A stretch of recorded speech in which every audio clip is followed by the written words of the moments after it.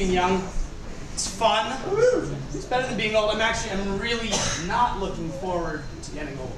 And I'm talking like really old, like no motor skills old, eat dinner at 3 p.m. old, shit yourself old, death is in your immediate future. You know, this sucks. We don't need to argue about this. That's obviously gonna suck.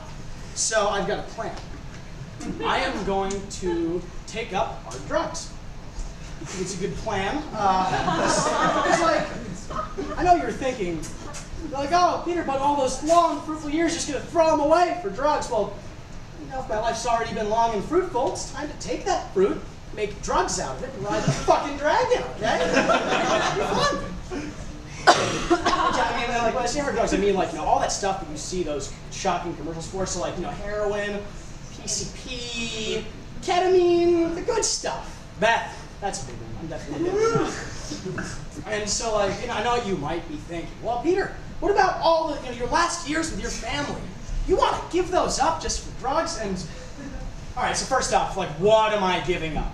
Okay, a couple of years where, you know, I just get more and more demented and more shitty. No, okay, like, if I remember my relatives, they're not getting any quality time out of me by that point.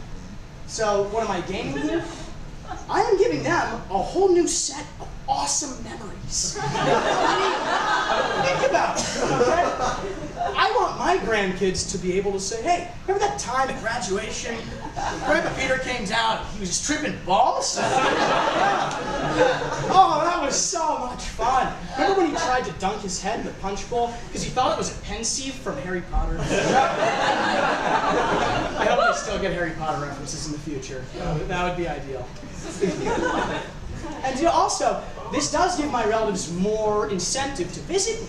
Because think about it, a visit to Grandpa gets a lot more interesting when there's a solid shot that he might confuse you for a unicorn and start asking you about how your horn comes into play during sex. Yes, this might cost me 5 years of my life. Those 5 years were gonna suck. I'm not missing anything. And then, oh, here's the kicker. This is gonna give my loved ones so much material for my funeral.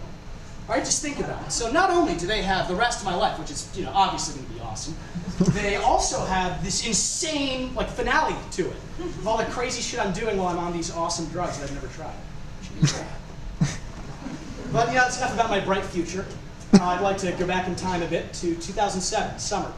I was a camp counselor, and it was up to me and my buddies to put on a King Arthur-themed day of fun for all the kids. And we decided we wanted horses, because that's legit. You got people riding around horses. That's King Arthur. That's cool. And the only problem, they said, okay, you guys can get horses, but you need, you know, horses shit a lot. Somebody needs to do something about the horse shit. And, you know, to this day, this is one of my prouder moments. I like to think that when I'm ancient and on whatever drugs, I'm still going to remember it as one of my proudest moments. When I volunteered to follow the horses around all night, pick up their shit. And of course, I had to do it my way, right? So I got a shovel, wheelbarrow, started wearing a lot of spandex. I had a cape that said, someone's got to do it. And, I mean, all right, that breaks the King Arthur motif, sure. I'm not shoveling horse shit. I get a break, okay? And so one of the many problems that day, other than me shoveling horse shit for hours on end, was that the horses would shit and walk faster than I could pick up and follow them. So eventually, you know, if I would lose sight of the horses, I had to track them by their Hansel and Gretel breadcrumb-style trail of shit. I had to follow that.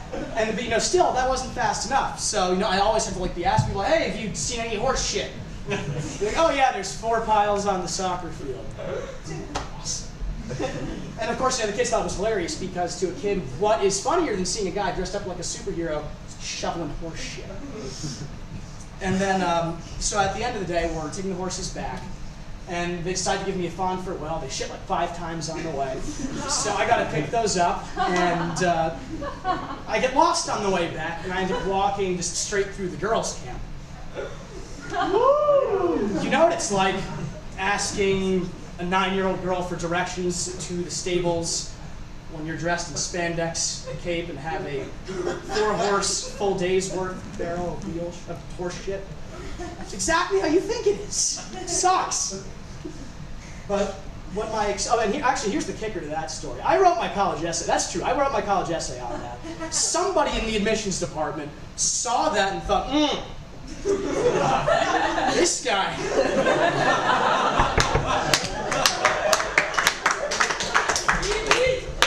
This is our guy. He's gonna do things. This is a Carl if I've ever seen one. He's in. And so my experience in the waste management industry has taught me one thing.